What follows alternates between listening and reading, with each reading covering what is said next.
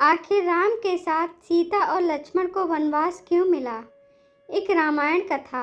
माता कौशल्या से अनुमति प्राप्त करने तथा विदा लेने के पश्चात राम सीता के कक्ष में पहुँचे। उस समय वे राजसी चिन्हों से पूर्णतः विहीन थे। उन्हें राजसी चिन्हों से विहीन देखकर सीता ने पूछा, हे आर्यपुत्र, आज आप राज्याभिषेक के दिन पर भी आप राजसी चिन्हों से विहीन क्यों हैं? राम ने गंभीर किंतु शांत वाणी में सीता को समस्त घटनाओं के विषय में बताया और कहा, प्रिय, मैं तुमसे विदा मांगने आया हूँ, क्योंकि मैं तत्काल ही वक्कल धारण करके वन के लिए प्रस्थान करना चाहता हूँ। मैं चाहता हूँ कि मेरे जाने के बाद तुम अपने मृदु स्वभाव तथा सेवा शुश्रूषा से माता पिता तथा भरत सहित समस्त परिजनों को प्रसन्न और संतुष्ट रखना। अब तक तुम मेरी प्रत्येक बात श्रद्धापूर्वक मानती आई हो और मुझे विश्वास है कि आगे भी मेरी इच्छा अनुसार तुम यहाँ रहकर अपने कर्तव्य का पालन करोगी। सीता बोली, प्राणनाथ, शास्त्र बताते हैं कि पत्नी अर्धांगिनी होती है। यदि आपको वनवास की आज्ञा मिली है तो इसका अर्थ यह है कि मुझे भी वनवास की आज्ञा मिली है। कोई विधान नहीं कहता कि पुरुष का आधा अंग वन में रहे और आधा अंग घर में। हे नाथ, स्त्री की गति तो अपने पति के साथ ही होती है, इसलिए मैं भी आपके साथ वन चलूंगी। आपके साथ रहकर वहाँ मैं आपके चरणों की सेवा करके अपना कर्तव्य पूरा करूंगी।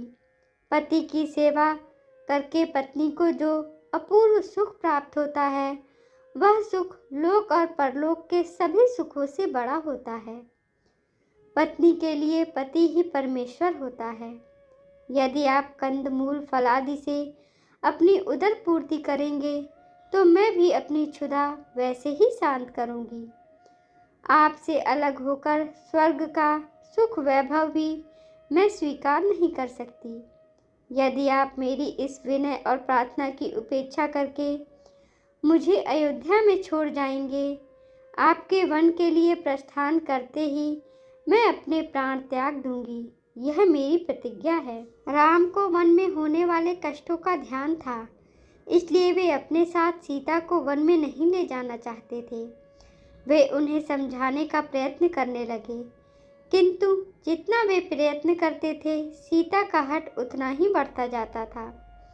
किसी भी प्रकार से समझाने बुझाने का प्रयास करने पर वे अनेक प्रकार के शास्त्र सम्मत तर्क करने लगती और उनके प्रयास को विफल करती जाती। सीता की इस दृढ़ता के समक्ष राम का प्रत्येक प्रयास असफल हो गया और अंत में उन्हें सीता को अपने साथ वन ले जाने की आज्ञा देनी ही पड़ी। सीता की तरह ही लक्ष्मण ने भी राम के साथ वन जाने के लिए बहुत अनुग्रह किया। राम ने बहुत प्रकार से समझाया, किंतु लक्ष्मण उनके साथ जाने के विचार पर दृढ़ रहे। परिणाम स्वरूप राम को लक्ष्मण की दृढ़ता, स्नेह तथा अनुग्रह के सामने भी झुकना पड़ा और लक्ष्मण को भी साथ जाने की अनुमति देनी ही पड़ी। सीता और लक्ष्मण ने कौशल्या तथा सुमित्रा दोनों माताओं से आज्ञा लेने के बाद अनुनय विनय करके महाराज दशरथ से भी वन जाने की अनुमति देने के लिए मना लिया। इतना करने के पश्चात लक्ष्मण शीघ्र आचार्य के पास पहुँचे और उनसे समस्त अस्त्र शस्त्रादि लेकर राम के पास उपस्थित हो गए। लक्ष्मण के आने पर राम ने कहा, हे सौमित्र, वन के लिए प्रस्थान करने से पूर्व मैं अपनी संपूर्ण संपत्ति ब्राह्मणों, दास दासियों तथा याचकों में वितरित करना चाहता हूँ। इसलिए तुम गुरु वशिष्ठ के ज्येष्ठ पुत्र को बुला लाओ। यह कहानी आप लोगों को कैसी लगी, अपना उत्तर कमेंट बॉक्स में अवश्य दीजिए। हमें आपकी प्रतिक्रिया का इंतज़ार रहेगा। ऐसी ही पौराणिक कथाएं, धार्मिक कथाएं, भक्ति कथाएं सुनने के लिए कृपया हमारे चैनल को लाइक करें, शेयर करें, सब्सक्राइब करें। धन्यवाद।